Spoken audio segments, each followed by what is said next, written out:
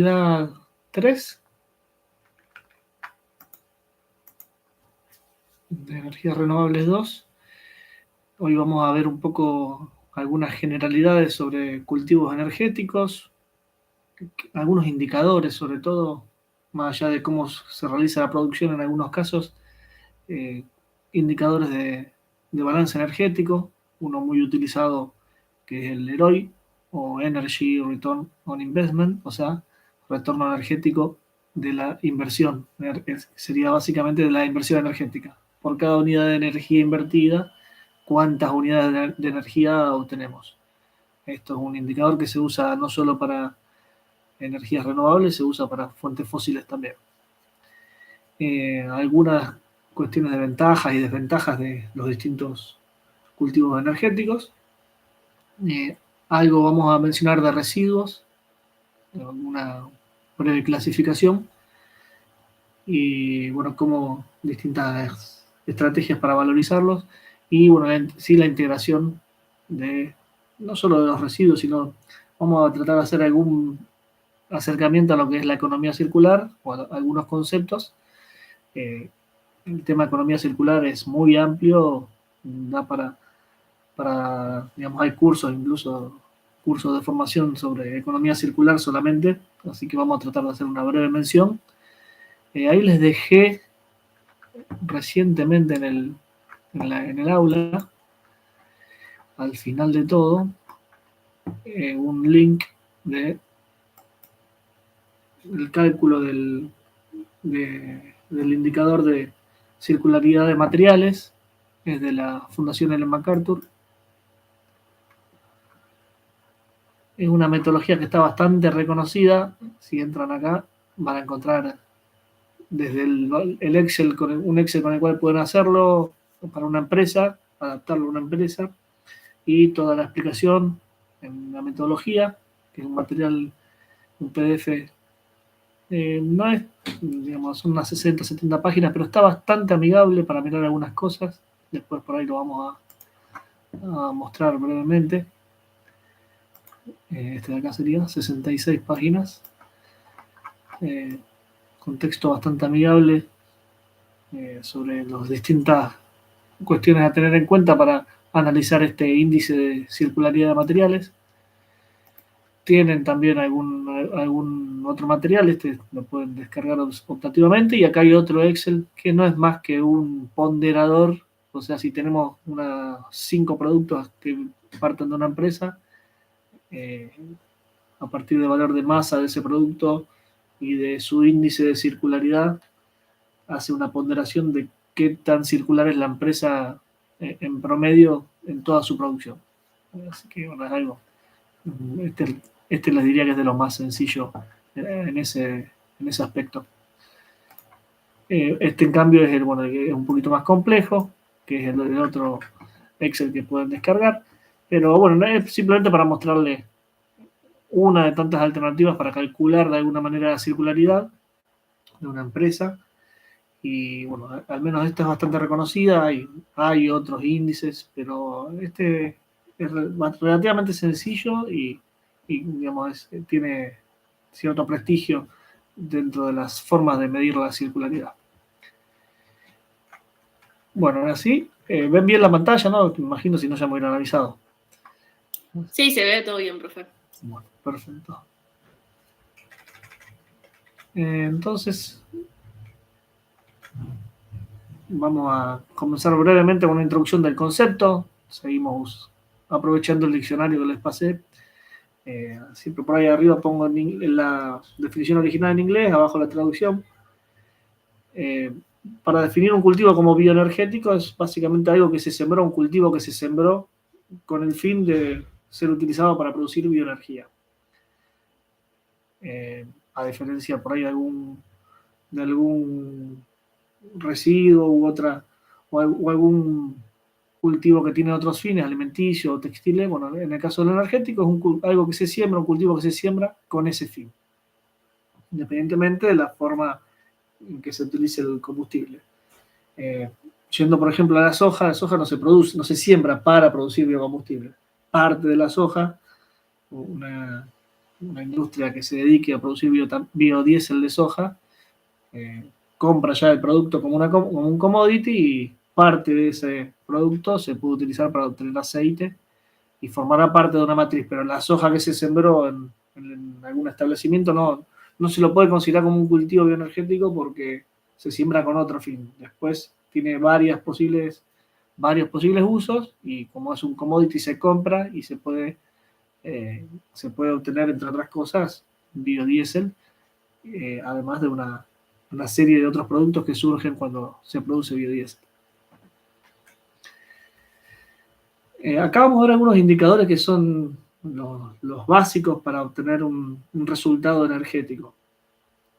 Van a encontrar distintas definiciones, así como la clase pasada veíamos, o la primera clase veíamos el poco consenso que hay con el término poder calorífico inferior. Bueno, lamentablemente, más que una excepción, suele ser una regla en esta disciplina encontrar muchas definiciones que divergen o difieren entre sí. Vamos a tratar siempre de facilitar o de simplificarlo. Cuando tenemos un cultivo bioenergético, hay gastos energéticos a lo largo de la cadena de producción. Vamos a implantar un cultivo y habrá insumos que se requieren, cada insumo tendrá su requerimiento energético para producirlo. Luego, una vez obtenido y cosechado, hay que transportar este es un ejemplo para bioetanol de maíz. Una vez cosechado el maíz, hay que transportarlo a una planta para su procesamiento, con su costo energético.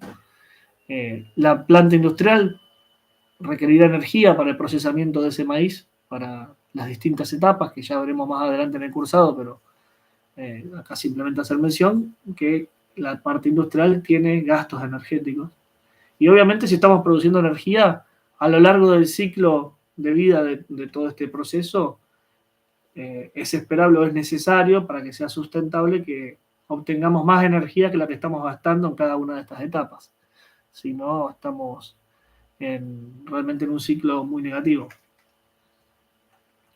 Bueno, este es un artículo donde hace mención a las energías necesarias o los inputs o entradas energéticas que deben venir de afuera del sistema, o sea, fuera de nuestro sistema de producción, para, por ejemplo, la producción de la biomasa, para el transporte, para la parte industrial. Y una vez desde la industria podemos obtener una cantidad X de etanol que tendrá su energía, que es la parte de acá arriba. Hay una fracción que la denomina coproductos no combustibles, así que hay que de alguna manera obtener la energía de esos productos, porque no solamente estamos produciendo etanol, sino que estamos produciendo otros productos. Creo que ya algo había hecho mención y vamos a hacer más hincapié en la parte de ciclo de vida, pero una forma sencilla de valorizar energéticamente un producto que tal vez no sea, como dice acá, no es combustible, es si este producto reemplaza a otro producto dentro del mercado que tendrá su gasto energético para producirlo. Entonces, si gracias a que produzco etanol estoy obteniendo un coproducto que si no lo produzco yo lo tiene que producir un tercero y ese producto tiene un costo energético, bueno, una forma de valorizarlo es asignando esa energía que evitamos gastar para producir este producto de otra manera. Típico ejemplo para el etanol de maíz, bueno, hay dos que se me ocurren, pero el más común es el del DDGS, que es un subproducto de la molienda que se usa para consumo animal. Tiene una determinada cantidad de energía de energía para el ganado, y podemos decir, bueno, productores de feedlot, si yo produzco, evito que el productor de feedlot adquiera una materia prima, un alimento balanceado que tiene un costo energético de producción. Entonces, no solo estoy produciendo la energía del etanol, sino que estoy evitando, gracias a los subproductos de la cadena de etanol, de maíz, estoy evitando una X cantidad de energía de otro alimento balanceado, por el DDGS. Otro ejemplo similar que se puede hacer es si hay un aprovechamiento íntegro de la planta, la producción de etanol, aproximadamente por cada kilo de etanol que se produce 1 kilo de dióxido de carbono en la fermentación de las levaduras. Ese dióxido de carbono muchas veces, si el esquema no es circular, ya que estamos hablando de circularidad, se elimina a la atmósfera como dióxido de carbono con las contras que esto conlleva. Ese dióxido de carbono puede almacenarse, está previsto, hay algunos trabajos que lo hacen, algunas industrias que lo hacen, aprovechan ese dióxido de carbono que producen las levaduras, lo comprimen, lo almacenan y se utiliza en una industria que lo requiere, que es la industria de las bebidas, de los gasificados, de las gaseosas y determinados productos que requieren dióxido de carbono para inyectarlo para carbonatar, por ejemplo, carbonatar una gaseosa. Entonces, en lugar de que una industria tenga que adquirir ese producto y se tenga que producir dióxido de carbono por una vía que requiere energía, lo producimos como un subproducto de la industria de producción de etanol a partir de maíz. Entonces eso obviamente va a mejorar nuestro perfil o nuestra huella ambiental del etanol de maíz porque estamos considerando una energía adicional, no solo la del etanol, sino la de la energía que se evita por el DDGS, que es un subproducto si es para alimento animal, o la energía que se evita porque ya en lugar de comprar el dióxido de carbono comprimido para las bebidas carbonatadas, lo obtenemos desde esta misma industria. Luego habrá algunos subproductos que se pueden quemar o aprovechar en un esquema de producción de electricidad, por ejemplo. Si eso va todo a la red, esta flecha partiría de acá abajo. En este esquema tiene previsto que la planta industrial requiere electricidad, entonces la combustión para obtener energía va para abastecer energéticamente la planta. Entonces, todo este producto que tendría esta cantidad de energía, sería esta altura de este rectángulo, parte se vende a la red y otra parte abastece a la planta. Bueno, entonces las salidas energéticas, la medida 5, las salidas, los outputs de energía son el etanol, el valor, la letra G, los combustibles, los coproductos con un valor C y el superávit de generación de energía por la combustión de los subproductos que son combustibles. Restado lo que requiere la planta, es decir, sería solamente este espesor. Ahí tendríamos el valor 5 o output de energía. Los inputs de energía son la energía requerida a lo largo de todo el esquema de producción, de todo el proceso. La energía requerida para la etapa agrícola, la energía de transporte y la energía de la etapa industrial. Puede que haya alguna otra energía que se nos esté escapando, que haya que considerar, pero esto resumidamente serían estos los más relevantes. Entonces, traducido, energía bruta de entrada es 1 más 2 más 3, energía bruta de salida o output energético sería el valor 5, y hay varias formas de verlo. Podemos hacer un balance energético, o sea, cuánta energía nos queda, si fuera, esto puede estar hecho en un balance anual, todos los gastos 1, 2 y 3, y la salida 5 a lo largo del año, o puede ser por unidad de superficie, o por kilos de etanol, por ejemplo. Así que por eso no planteamos unidades, hay que ver en qué cantidad o por qué unidad lo planteamos. Pero bueno, 5 menos 1 menos la totalidad, o sea, la salida menos la totalidad de los ingresos de energía, vamos a tener el balance neto, una cantidad de energía. Que, como les decía, puede ser por superficie, por kilo o a nivel anual. Ahora, si algo que por ahí es más fácil de analizar o de ver es lo que les comentaba hoy como EROI, o Energy Return on Investment, que es por cada unidad de energía que yo invierto, cuántas unidades de energía obtengo. Obviamente, mientras más alto es este valor, mejor o más sustentable desde un punto de vista energético es un combustible.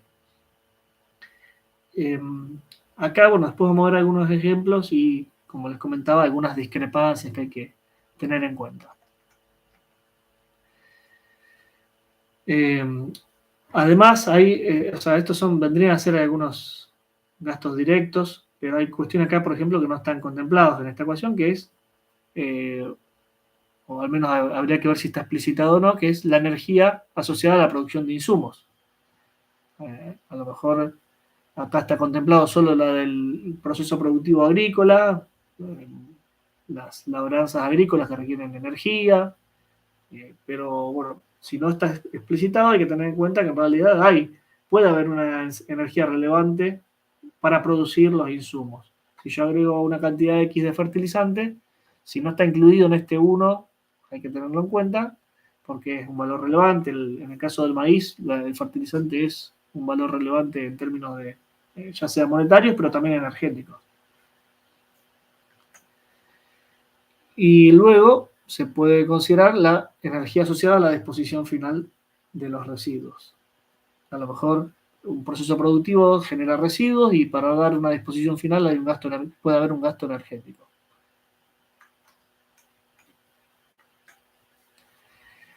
Y acá vamos a comenzar con esas discrepancias. Bueno, acá no le llama Heroi, pero en esta publicación que no la puse, podría compartirla. Después cualquier cosa, si la quieren ver en más detalle, más allá de las figuras, lo puedo compartir. Pero bueno, acá yo siempre me manejé con este dato de que la gasolina y el diésel tenían un Heroi menor a 1. Y la realidad es que eso, bueno, en realidad eso es discutible y en realidad efectivamente no es así. O sea, si no, no tendría sentido que gastemos más energía en obtener un kilo de diésel que la que tiene ese kilo de diésel, porque justamente desde un punto de vista financiero no tendría sentido. Una industria no gastaría más energía en obtener la que tenemos ahí. Ya les voy a comentar por qué este valor da menor a 1. Pero por eso que a veces tiene que ser muy claro en el cálculo, y en este ejemplo no está hecho ese cálculo. Sí les voy a mostrar después por qué da menor a 1. Y lo comparan esta misma publicación con el ejemplo de distintas fuentes renovables. En el caso de la soja, o el biodiesel de soja, solemos tener estos valores de 2 o 3 unidades de energía por cada unidad de energía invertida. En caña de azúcar da bastante favorable, distinta bibliografía que busquen, da bastante favorable. Y bueno, los celulósicos se plantea que pueden tener un valor muy favorable también. Bueno, aceite de palma está muy bien posicionado dentro de lo que es biodiesel. Por eso es que está teniendo también mucha aceptación. Y vamos a ver el porqué de esa diferencia de los combustibles fósiles. Hay un concepto de Heroi con balance fósil, la definición clásica, y un concepto de Heroi, pero considerando lo que es el agotamiento fósil. Es decir, yo para producir un kilo de diésel, que es el ejemplo que recién les daba, tengo que gastar energía desde la extracción, la producción, purificación, etcétera, toda la refinería del producto y la distribución del mismo hasta una estación, una gasolinera. Eso tiene un costo energético. Pero además, desde la concepción del agotamiento fósil, ese combustible que estoy usando es a su vez energía que se está agotando. Entonces, y ahí radica la principal diferencia entre ambos conceptos. Ahora vamos a ver con un ejemplo, con un cálculo de por qué obviamente va a dar menor que 1 desde esa perspectiva. Que el combustible que estamos utilizando, al ser fósil, también forma parte del input energético. De alguna manera ambos coinciden o indican cuánta energía se obtiene por unidad de energía gastada.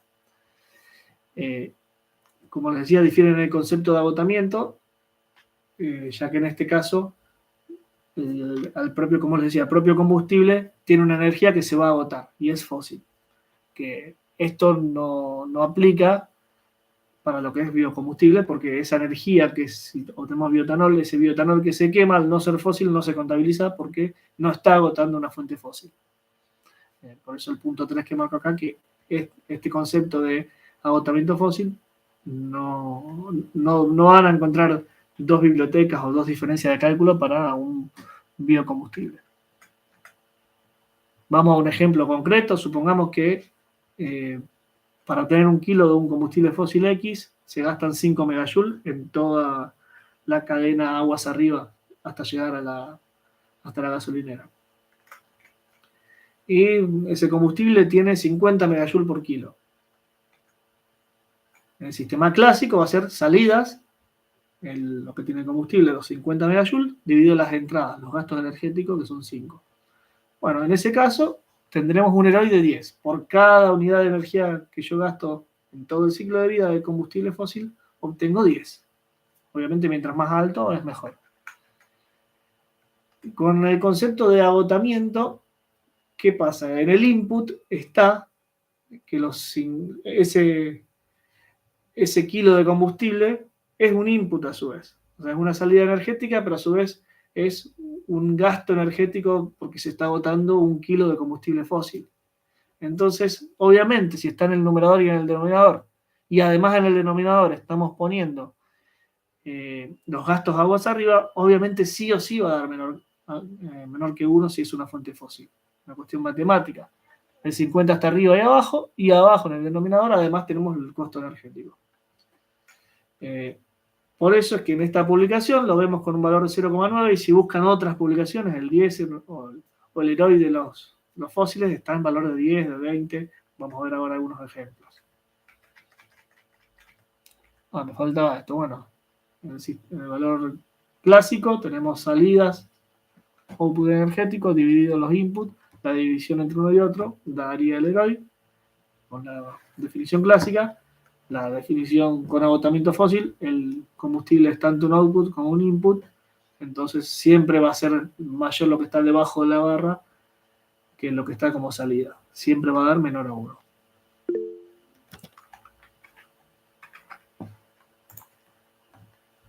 ¿Sí? Nadia. ¿Qué tal, profe? Perdón que interrumpa, ¿no? Pero no me quedó del todo claro en este caso la diferencia entre el ROI con balance fósil y el ROI en concepto de agotamiento. O sea, ¿el balance fósil es lo que tengo en el pozo? ¿O es lo que ya agarro todo el proceso desde el pozo hasta que llega, por ejemplo, a un auto, que es como lo del pozo a la rueda?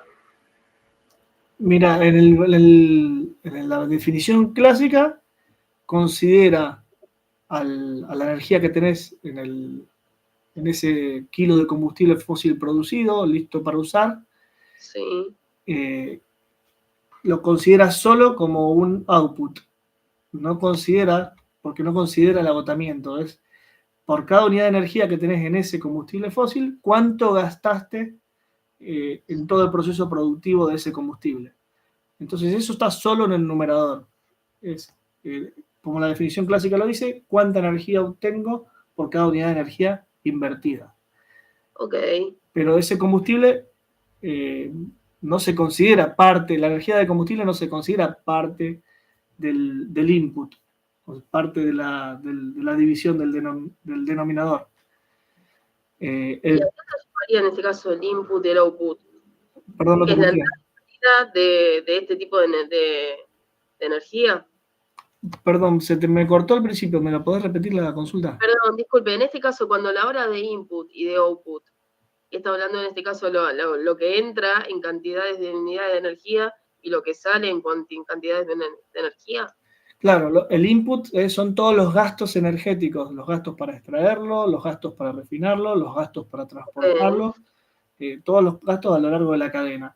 Y el output es solamente la energía que tiene el combustible producido. En la definición clásica, cuando contemplamos que ese combustible producido además está agotando las reservas y lo ponemos dentro del denominador, hace que sí o sí termine siendo menor a 1. Y ahí radica esa diferencia. Yo no es que esto esté ahí leído, digamos, si les paso la publicación de FAO que les comentaba, no está explicado en esos términos, pero es la única manera de que cierre, de que dé menor a 1, algo que en la mayoría de la bibliografía, que ahora les voy a mostrar algunos ejemplos, da ROI para el diésel y la nafta 10 o 20, de valores de 10 o valores de 20. Entonces, viene por ese lado. Okay. Ahora vamos a ver algunos ejemplos. Pero bueno, en definitiva, la diferencia entre ambos es eso. Perdón, no te escuché. No, sí, medio confuso, pero por ahí viendo un par de ejercicios se podría llegar a entender. Bueno, vamos a tratar de verlo. Acá, por eso yo buscaba y me gusta que tenga algún ejemplo. O sea, un combustible que tiene 50 unidades, supongamos que este output son 50 megajoules, para obtener un kilo, requiere un valor de 5 megajoules, que van de, siempre cuando ponemos los inputs y los outputs, es fácil verlo a los inputs como valor negativo o por debajo de un eje, y a los outputs como salidas del sistema están por encima con valor positivo. La división de lo positivo sobre lo negativo o la división de los outputs sobre el input es lo que da el EROI. Unidades, si es en este caso un EROI de 10, se supone que esta altura debiera ser, yo no lo hice exactamente así, pero debiera ser 10 veces más que la altura de lo que está en rojo. Entonces, por cada unidad invertida de lo que está ahí en rojo, obtenemos 10 unidades de energía. Si este output, además, lo ponemos, acá yo lo puse acá abajo, pero en realidad, bajo esta definición, sería también parte de los gastos energéticos, porque estamos agotándolo. De alguna manera sería considerado en este criterio un input. Yo lo puse así para que vean que es exactamente el mismo valor. Si yo a esos 50 megajoules que tiene un kilo de nafta o de este combustible X hipotético, lo obtengo como salida energética, pero a su vez lo pongo como un agotamiento y va en el denominador, y además están los gastos que son los mismos que planteaba anteriormente, de extracción, refinado, transporte, etcétera, no hay manera de que esto dé mayor a 1. Entonces, por definición o por cálculo matemático, sí o sí, contabilizado de esta manera para un combustible fósil, sí o sí va a ser menor a 1. Acá les paso un ejemplo. Es siempre bastante complejo de esto, pero bueno, acá muestro un ejemplo para un caso de combustible chino, una publicación con datos de China. Dos dimensiones para tener en cuenta a la hora de calcular un EROI. Por un lado, los niveles plantea varios niveles, gastos directos de energía y de materiales, y gastos indirectos para cada una de las etapas. Y en algunos casos se quedan solamente, hacen el EROI en la extracción. No consideran el procesamiento ni el fin de vida, o sea, la etapa de uso de ese combustible. Entonces hay una serie de combinaciones, plantean que en general el que se usa estándar es, en muchos casos, es en la extracción, o sea, en la boca del yacimiento petrolífero, y considera tanto los directos, o sea, gastos de energía directos, tanto de energía como de materiales, y algunos gastos indirectos de energía y de materiales necesarios para ese proceso, y después menciona otros que podrían sumarse, por ejemplo, la energía necesaria, o sea, obviamente esto podría ser de nunca acabar si uno sigue agregando cosas, pero la energía indirecta de los trabajadores o para que puedan llevar a cabo su actividad, o de algunos servicios que son necesarios para que se lleve a cabo la extracción, o de trabajos ambientales que haya que hacer de saneamiento, que son necesarios, por ejemplo, para fugas o para bioremediación de suelos contaminados por la actividad petrolera, bueno, por distintas cuestiones que son necesarios gastar energía para realizarlo y que, bueno, pueden o no contemplarlo. La definición clásica puede no tenerlo. Generalmente plantea que la que se usa es esta, en muchos casos. No considera el fin de vida y ni el procesamiento, por eso plantea que habría miles de opciones. Yo quería, antes de pasar a este ejemplo, quería mostrar, después vuelvo a esta diapositiva, fue algo que agregué, estaría bueno verlo ahora.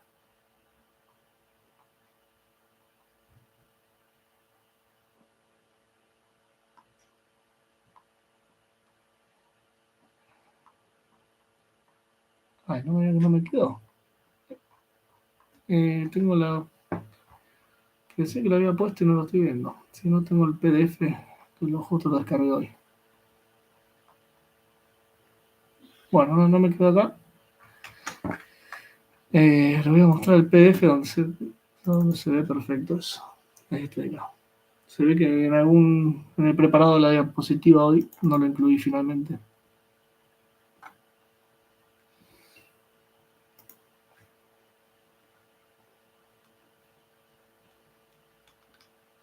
Fíjense, este es uno, hay varios trabajos, pero de obtener un héroe. Y hace una revisión bibliográfica, en este caso era para electricidad, pero también muestra para lo que es petróleo y combustibles líquidos.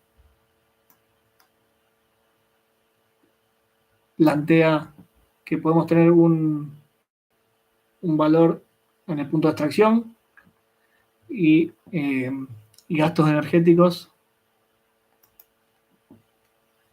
Investment sería como inversión energética hasta la extracción y luego habrá gastos de energía.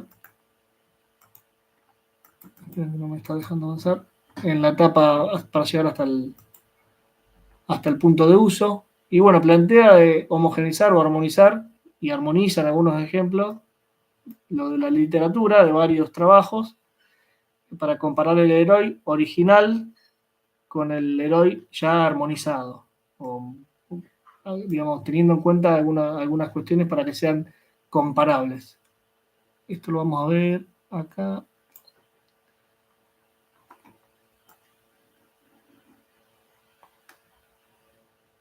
Este es el ejemplo. Si se fijan, fíjense que está con escala logarítmica, o sea, pasa de 1 a 2, a 5, a 10, y plantea tratar de superar el valor de 10, una cuestión de que en muchos casos el combustible fósil estaría en esos valores, pero bueno, plantea para lo que es, por ejemplo, gasolina, combustible líquido, gasolina, a partir del petróleo, sin ninguna armonización, con distintos casos, y armonizado termina dando un valor de héroe un poquito menor. No vamos a entrar en el ejemplo, pero bueno, simplemente tratan de estandarizar la metodología de cálculo de héroe, hace una propuesta y obtiene de cada punto de esto, sería dato de una bibliografía consultada, y acá abajo, en la línea de acá abajo, serían los mismos datos de la bibliografía, pero con esta modificación para que sean comparables entre sí, hacia el point of use, o sea, en el punto de uso. En el punto de uso, porque por ahí en algunos casos sí, en otros no, era considerada en la extracción. Y como lo que estamos queriendo ver es comparar con el uso incluido, bueno, resulta lógico plantear que se tenga la etapa de uso incluida en ese cálculo, ¿no? El objetivo era mostrar, yo después voy a ver si puedo este artículo subírselos, pero la idea era mostrar que hay esas discrepancias no solamente en los renovables, sino sobre todo con las mediciones en fósiles. Y bueno, y ahí de paso mostrar que ese ROI o ese balance, o sea, ese retorno energético por unidad invertida, que da 0,8, 0,9 en el material este del AFAO que les había mostrado. Sin embargo, en otra bibliografía da mucho más. Bueno, un ejemplo de por qué puede dar eso es porque están considerando al combustible como entrada y como salida.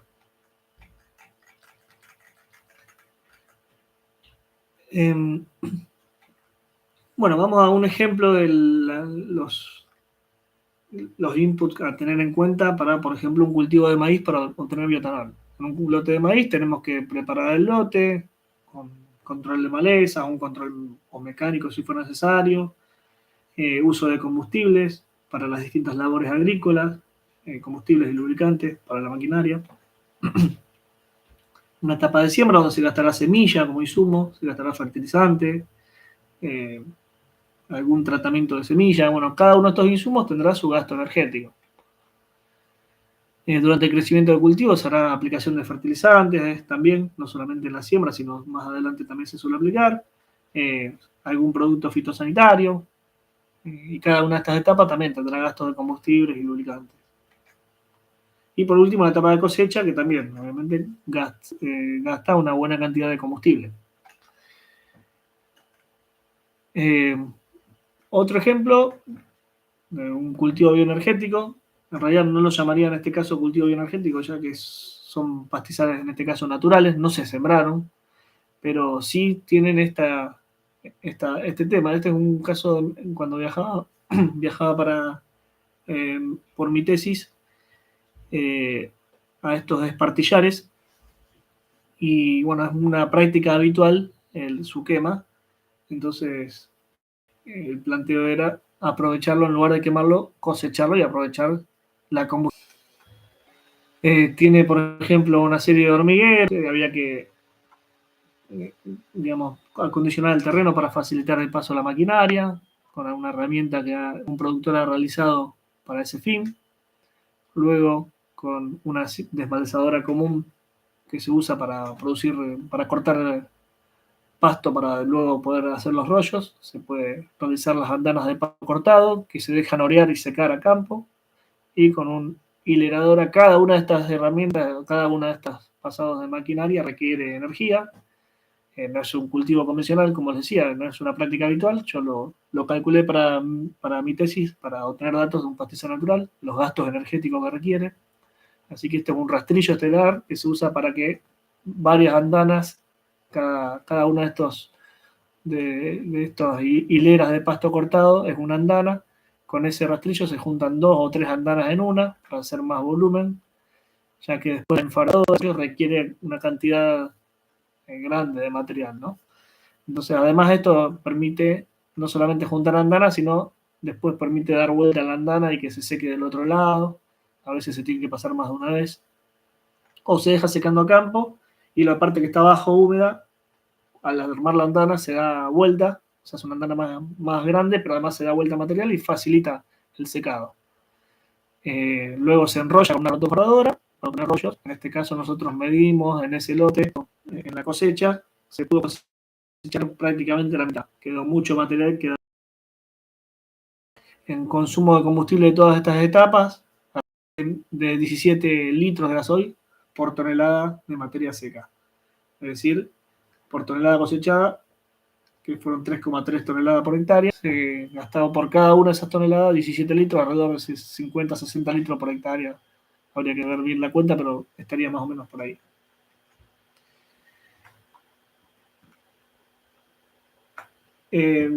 Todas las etapas se pueden modelar en un inventario. Yo por ahí voy mostrando temas que vamos a ver en la unidad 8 de la análisis de ciclo de vida, pero es interesante ver este inventario donde tenemos todas las etapas mencionadas. Ruptura de tacurúes, de los hormigueros, que se le llama tacurúes, corte de la biomasa, hilerado, enfardado. Cada una de estas etapas hay que inventariarlas y obtener datos de gastos energéticos. Luego de esta etapa de corte, de cosecha, se deja descansar el pastizal.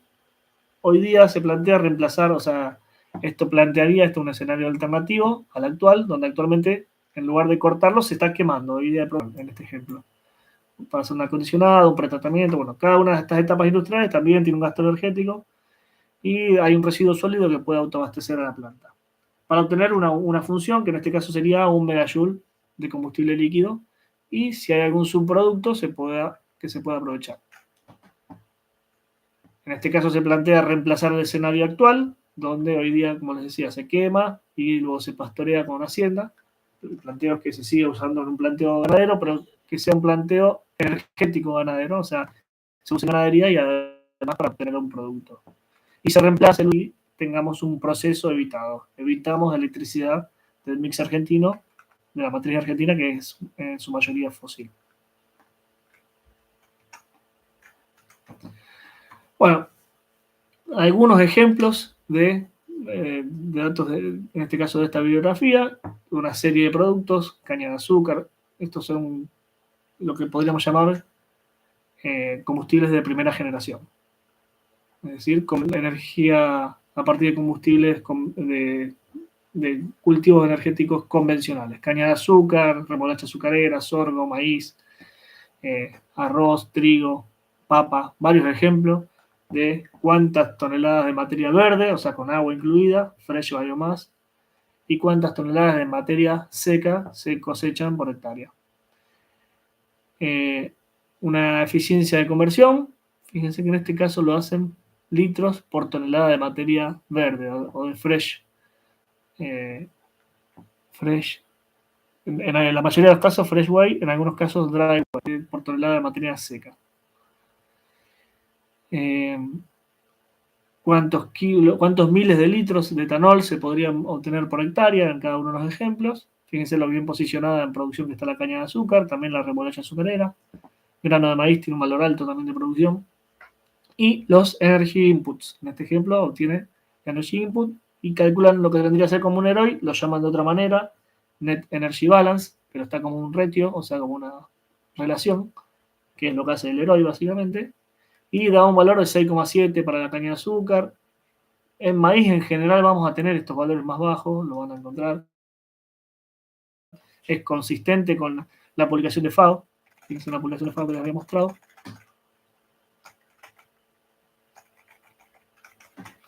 Bueno, está muy lento la transición entre diapositivas. Ahí está. Caso de maíz, entre 1 y 2, estos valores. Caña de azúcar da valores muy altos. La soja decía entre 1 y 3. Bueno, vamos a ver cuánto nos da. En el caso de la soja es para biodiesel, no va a estar en este ejemplo porque es de etanol. Así que bueno, tenemos otros ejemplos. Pero sí da alto para la caña de azúcar. 6,7 en este ejemplo. Y los celulósicos o los lignocelulósicos de segunda generación, en el caso del switchgrass o miscanthus, valores relativamente aceptables, 3, 4, 5, en algunos casos 6, según bibliografía. Son valores bastante altos, al menos comparado con el etanol de maíz, ¿no? Son comparables o similares a los de la caña de azúcar.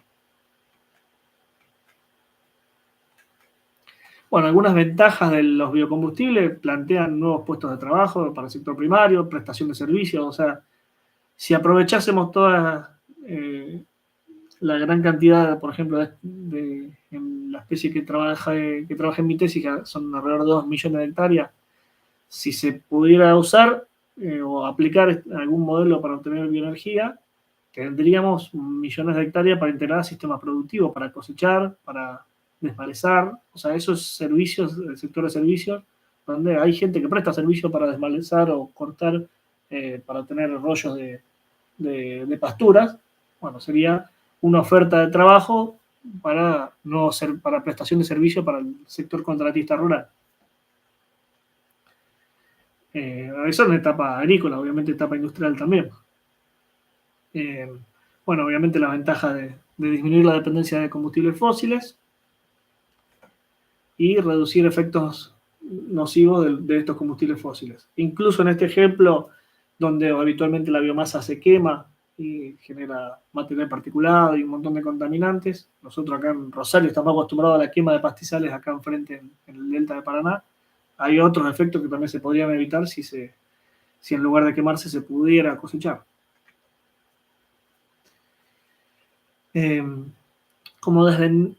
Bueno, acá lo sigue planteando como ventaja, si bien tenemos una inversión inicial de capital en general alta, en proyectos que a lo mejor hoy día no son tecnologías 100% aprobadas y hay mucho aprendizaje por hacer, los valores de desempeño energético y de emisiones son ya conocidos como favorables, ¿no es cierto?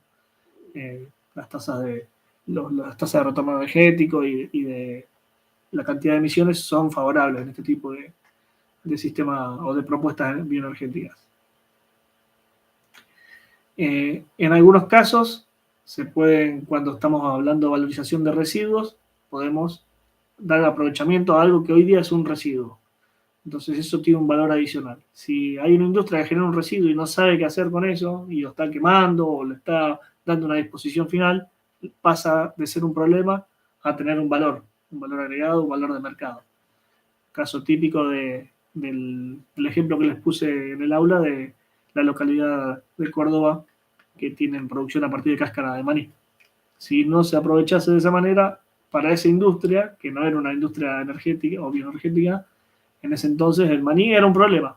La cáscara de maní era un problema y pasa a ser una solución, algo que tiene valor.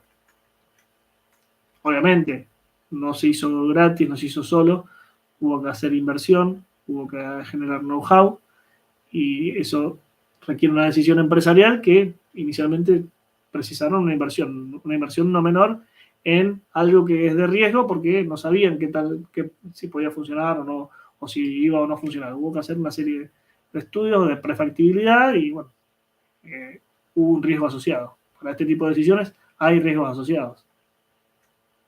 En muchos casos, estas inversiones pueden hasta fallar y hasta, bueno, quedar en una inversión que si no está bien diseñada puede ser que el riesgo efectivamente termine siendo no favorable. Obviamente, si la inversión prospera y el proceso marcha bien, puede generar ganancias y nuevamente de lo que era un residuo y era un problema pasa a ser un nuevo mercado. Como desventajas, puede haber suministro irregular de la biomasa, hablando de un cultivo bioenergético. Por eso es interesante tratar de armar proyectos que sean versátiles o flexibles en cuanto al suministro de energía. Si esa biomasa no funciona, ver la posibilidad de usar otra biomasa o usar un commodity, algo que no escasee en el mercado, o incluso que pueda ser factible de usar una fuente fósil. Y en algunos casos, la energía, por más que sea de segunda generación, si fuera algún cultivo lignocelulósico de segunda generación, puede competir indirectamente por la producción de alimentos a través del suelo, como ya hemos comentado en otras clases. La baja densidad energética es un tema que, bueno, hay formas de mejorar esta densidad con distintas formas de prensado que veremos más adelante, pero el mismo etanol, por ejemplo, tiene también baja densidad energética, si hablamos de combustibles líquidos, con respecto a la nafta a reemplazar, y en el caso del biodiesel no es tanto la merma, pero hay un 7% menos de energía respecto al diésel.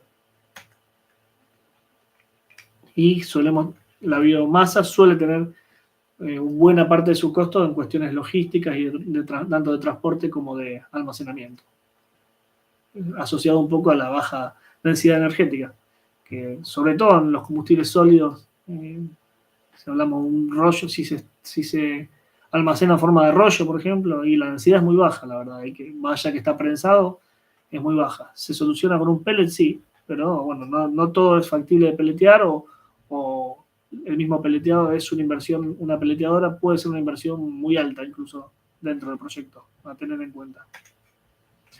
Y bueno, obviamente plantas de lignocelulósicos no abundan, hay poco desarrollo aún, en Argentina son contados los casos y bueno, es un riesgo a tener en cuenta.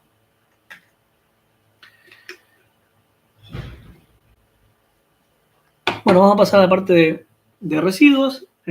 Hablamos de residuo. Como todo es un término ampliamente usado, lo van a ver, puede estar como residuo en inglés o como waste, y es cualquier subproducto resultante de otra actividad. En este caso, tiene que ser un subproducto, estamos hablando como bioenergía, o sea, un subproducto de alguna biomasa. Podemos tener en un lote que se produjo maíz para vender como commodity, y el rastrojo puede ser un subproducto que tendrá sus contras, porque bueno, ahí obviamente tiene ciertas ventajas dejar el rastrojo de maíz o de un cultivo agrícola en el campo.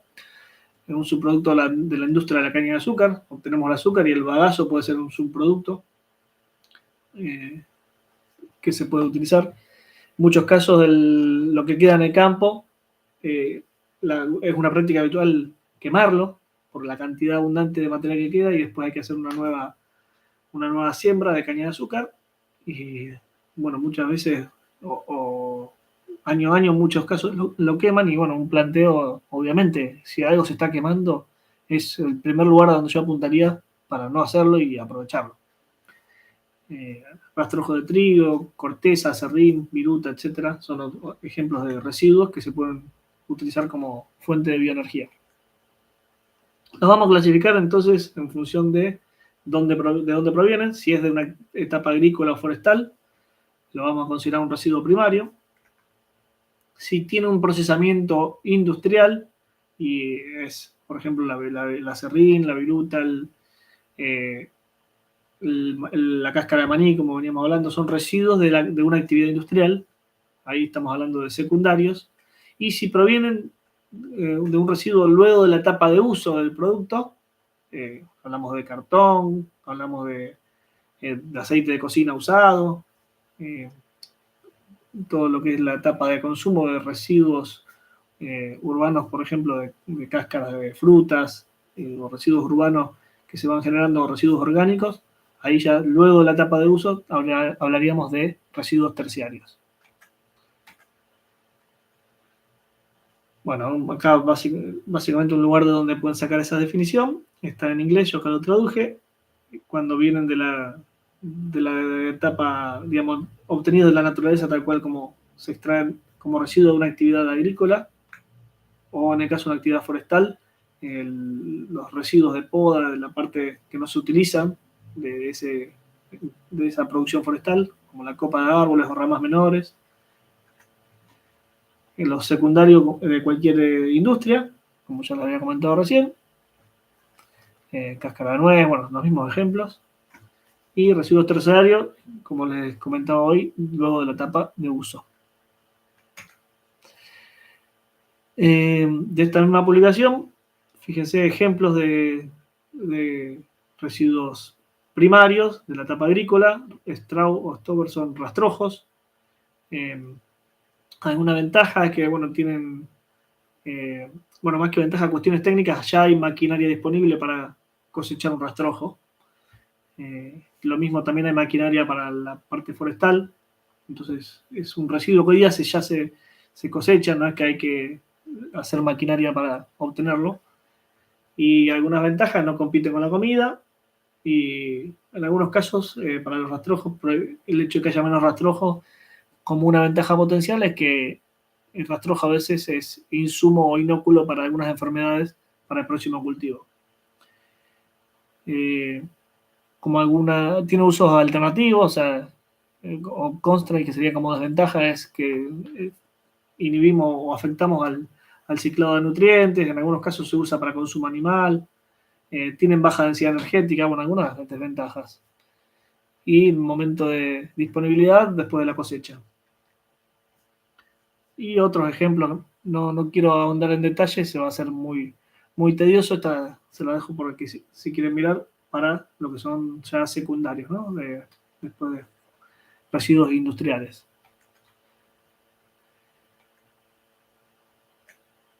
Algunas, digamos, 3 ventajas que se complementan entre sí de la generación de energía a partir de residuos.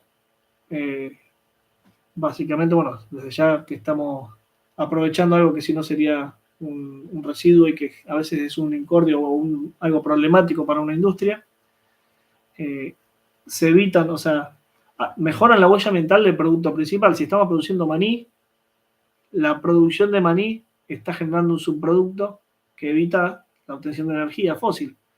Entonces, de alguna manera mejoramos la huella ambiental de ese producto principal que sería el maní.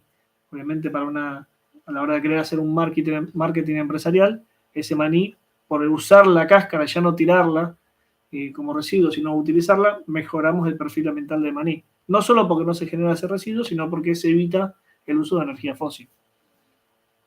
Y además tenemos un margen económico más favorable si le agregamos rentabilidad a ese recurso energético que surgió. Solo para mostrar algunos ejemplos de los potenciales, esto ya es viejo, este análisis de 2003, pero bueno, plantea una revisión bibliográfica de 17 trabajos, donde menciona para 2020-2030 cuánto calculaban que podían haber de aporte global de las distintas fuentes, y lo mismo para 2050 y para 2100, siendo la barra más alta la de los cultivos energéticos. Creo que muchas han quedado muy optimistas, ya estamos 2020-2030 y bueno, estos valores de cultivos bioenergéticos no se han alcanzado, pero sí pueden ver los numeritos 2 y 3, hace referencia al potencial de residuos primarios, los numeritos 2 y 3 chiquitos que se ven acá, y los residuos secundarios de actividad industrial, todo obviamente a partir de estimaciones, y sería 4, 5 y 6, 4 es de industria de alimentos, 5 de madera y otros procesamiento de fibras, y de estiércol o residuos animales, el número 6. Ejemplos de cuánto podría aportar según distintos modelos. Y residuos terciarios, alimentos no comidos. Bueno, también menciona, desde la definición que dimos recién, no coincidiría porque está hablando de orina y heces del sector residencial, que no coincidiría con la definición de la etapa de uso, ¿no?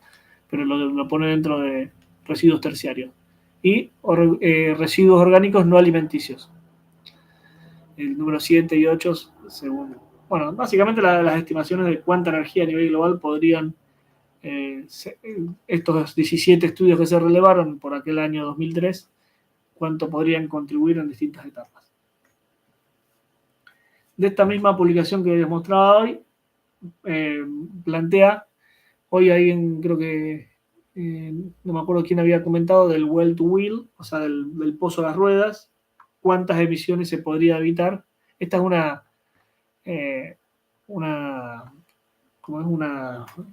frase, well to wheel, que incluye el well to pump, o sea, del pozo a la gasolinera, y el pump to wheel, de la gasolinera a las ruedas.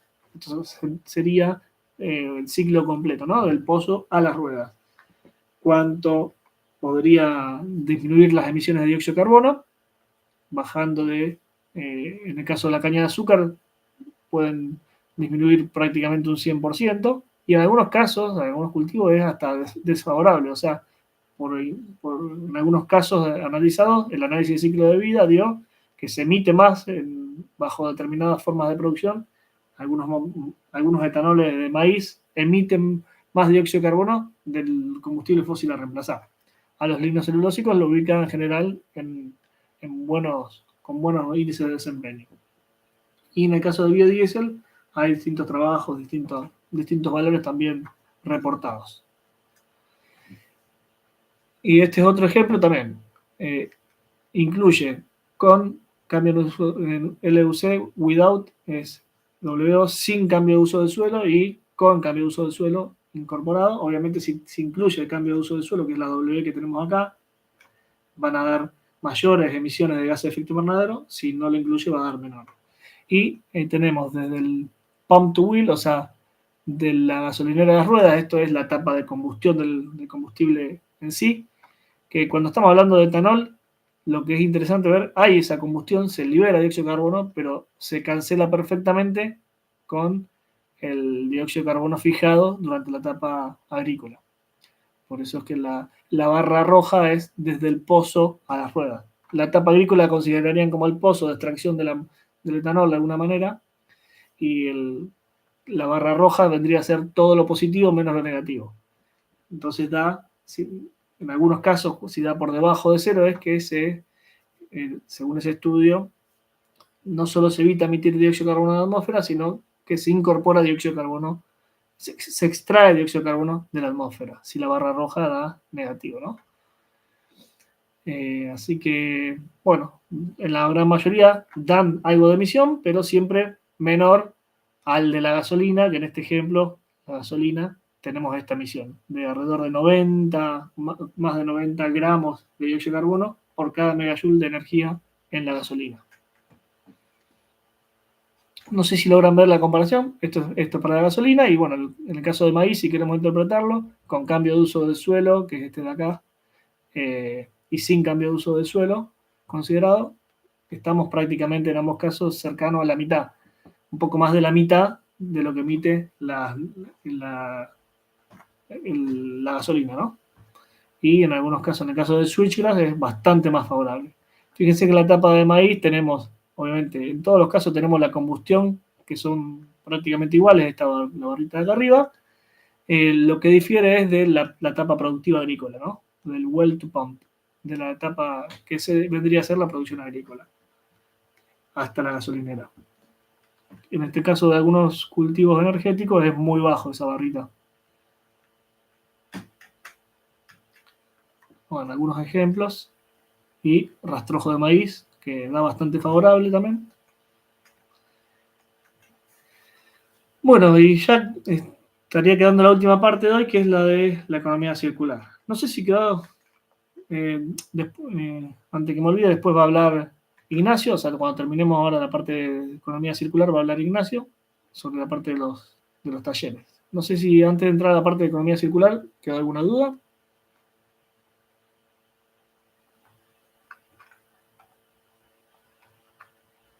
No, profe, todo bien. Bueno, mejor así. No hice mucho hincapié, pero acá tenemos los ejemplos de los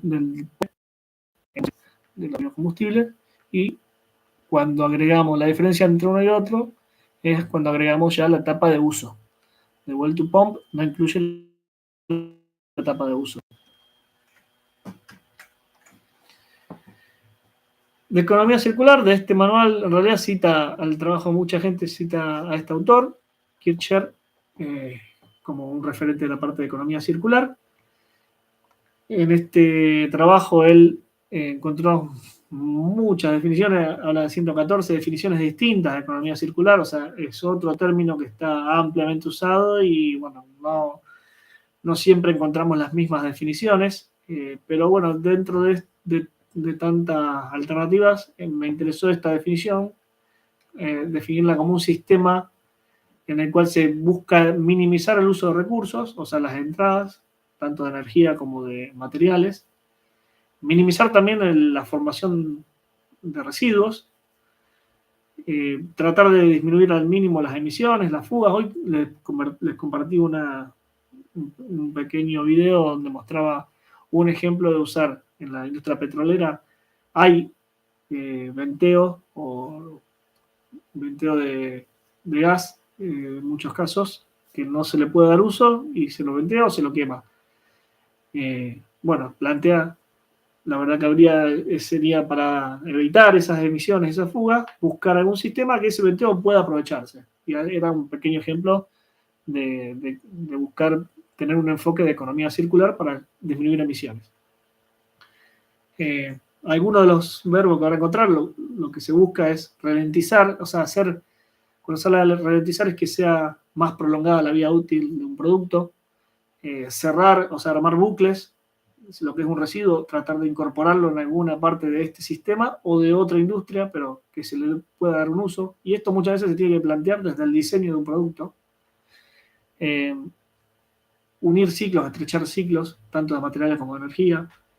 Y bueno, esto se puede hacer de varias maneras. Algo típico que no es de economía circular, si se ponen a pensar, es que se ha ido mejorando. Si se acuerdan, 10, 15 años atrás, cada empresa tenía de telefonía celular, cada empresa tenía su cargador con su entrada, y había una gran cantidad de cargadores que eran cada uno de su tipo. Hoy día tenemos dos, les diría que hay dos, básicamente, puede haber alguno más, pero es bastante universal. Y eso es, bueno, la idea. Lo ideal obviamente sería tener un solo tipo de material que sirva para las distintas marcas en este caso de celular, de telefonía, para cargar un celular. Y bueno, por eso hablo que parte desde el diseño, ¿no? Se busca tratar de dar mantenimiento o reparar, que sea factible reparar productos en lugar de tener que dar una disposición final, que tenga posibilidad de extender la vida útil con reparaciones o con mantenimiento. Reutilizar, a lo mejor hay algo que es un residuo que, si tal cual como está se puede usar sin modificar, se habla de reutilización. Si no, si hay que modificarlo, se habla de reciclado. Así que bueno, son distintos verbos que se van a encontrar cuando ahonden o quieran abordar la temática de economía circular. Hay 3 tópicos que vio ese autor como muy utilizados: economía de beneficio, las 3 R's, van a encontrarlo muy, muy usado, cuando googleen economía circular van a reducir, reusar y reciclar, como las 3 R o el refrán de las 3 R, van a ver muchas definiciones de economía circular, y el tener una perspectiva sistémica. Algunas de las características de la economía circular se puede usar para que los insumos puedan usarse en más de una aplicación, y de última instancia que se puedan devolver a la naturaleza sin generar o minimizando el impacto que generen. Se busca productos duraderos y usar en lo posible formas renovables o que el fin de vida pueda tener algún tipo de utilidad como renovable. O como por el más común es el waste to energy o uso de residuos para producir energía.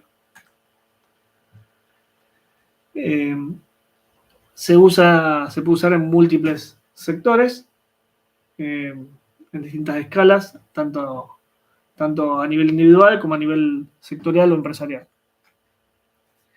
Y acá vemos dos enfoques bien contrastados. La típica economía lineal, donde lo que se termina en una etapa desde la adquisición de la materia prima, luego se transforma, luego se usa, se da a disposición final y se genera un residuo, a una economía circular donde se busca que esto se forme como una especie de bucle, ¿no?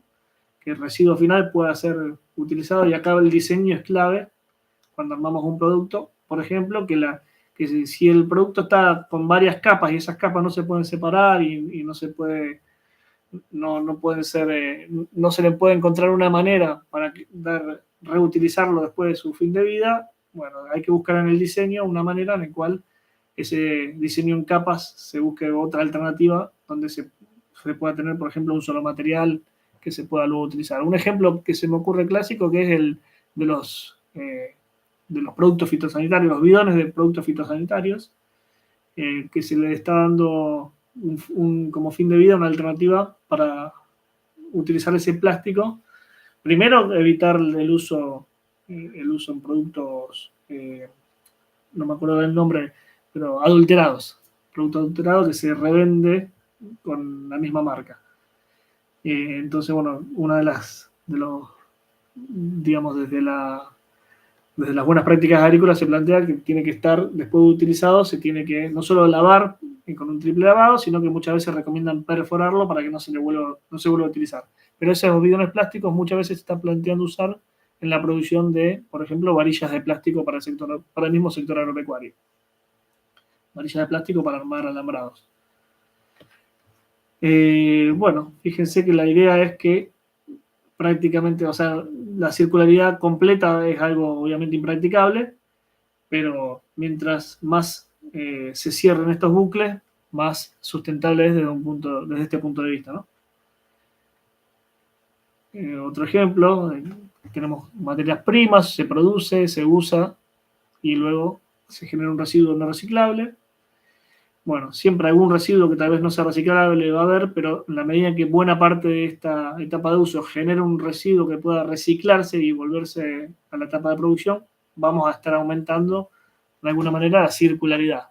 Mientras más bucles haya y más cerrado sea y menos residuos se generen y menos materias primas se utilicen, más circular será ese proceso. Por dar un simple ejemplo, una industria recibe materiales, tendrá un proceso 1, 2, 3, 4. En algunos casos se requiere electricidad, en otro caso calor. Otro proceso 3 generará un residuo, un proceso 4 generará el producto que luego se vende. Esto es un esquema lineal. Si lo pasamos a un esquema más circular, buscaremos tratar de disminuir la cantidad de materiales que se utilicen, o que buena parte de esos materiales sean de tipo biológico, digamos, que sean renovables, que esa energía tal vez provenga de ese mismo residuo, que se pueda quemar para producir la electricidad de la planta, o que se pueda aprovechar para producir calor para un proceso 2 que requiere calor, en lugar de usar gas natural, o que ese residuo pueda aprovecharse en parte para obtener el material de esta misma industria. Esto sería un enfoque más circular. Bueno, hasta ahí llegamos con la parte de circularidad. Sí, bueno, les recuerdo, hay una serie de indicadores que yo les comentaba, que por ahí podemos ojearlo medio rápidamente, que es lo que les comenté hoy que estaba acá al final de la unidad 3. A esto le llaman mariposa de la circularidad. Tienen mucho marketing, estos manuales de esta fundación, pero está bastante fácil de agarrar algunos conceptos. Sobre todo acá hay uno que quiero mostrar. Acá hay una serie de parámetros que están, digamos, definidos, que después los usa más adelante Y está bueno porque mantiene el mismo esquema. Nosotros tenemos, le llaman una materia prima virgen, que va a una etapa de manufactura, que tendrá una vida útil ese producto, comparado con los restos de los productos similares digamos, compara la vida útil de ese producto con la vida útil de otros productos similares. Y la utilidad, la cantidad de funciones que cumple, con la de otros productos similares. Una vez que obtenemos ese producto, irá a un relleno sanitario o a un fin de vida, en cierta cantidad, en cierta fracción, y otra parte puede ser reciclado, y una vez que es reciclado, parte de ese reciclado, tal vez no todo vaya a ser reutilizado, sino que una parte vaya a formar parte de residuos, ya sea durante la etapa inicial del reciclado o en la incorporación de ese producto reciclado al proceso productivo. Y diferencia reciclado de reuso, porque reuso plantea que ese producto no tiene que modificarse, así tal cual como está, se puede volver a utilizar. Ese mismo esquema tiene, bueno, acá con algunos está un poquito más vistoso, y tiene cada sigla, cada letra, perdón, significa acá materia prima virgen, factor de producto que va a reuso, todo por la M, por la cantidad de masa, ¿no? en cada etapa. La vida útil dividido a la vida útil promedio, la utilidad que tiene dividido a la utilidad promedio, bueno, una serie de factores para tratar de, todo esto es a los fines de tratar de obtener un índice de circularidad, para comparar a ver qué tan circular es, siendo 0 totalmente lineal y 1 un producto totalmente circular. Así que bueno, acá está todo el manual de cómo hacer el planteo, de cómo llegar a cada uno de los datos. No es, ya lo digo, no es más que esto lo que planteo. Nosotros en esta asignatura no vamos a ver mucho más respecto a circularidad, pero sí es un tema que se está tratando cada vez más, la economía circular, y bueno, me parecía relevante o interesante al menos abordarlo, aunque sea a partir de estos materiales, y viendo que hay cosas que se están midiendo, y hoy día hay gente que se dedica a analizar una estructura de una empresa y tratar de obtener estos indicadores y cómo hacemos para que se llegue más a una mayor circularidad, qué procesos son los más lineales, y dónde habría que tratar de hacer hincapié para tratar de cerrar bucles, ralentizar, diseñar productos más duraderos, que cumplan más funciones, que el producto desde el diseño pueda ser reusado sin grandes modificaciones. Bueno, son las cosas que se abordan desde esta temática. Bueno, ahora voy a frenar la transmisión, así ya puedo grabar y subir esta clase por un lado, y abro una nueva transmisión para la parte del trabajo que va a poner Ignacio.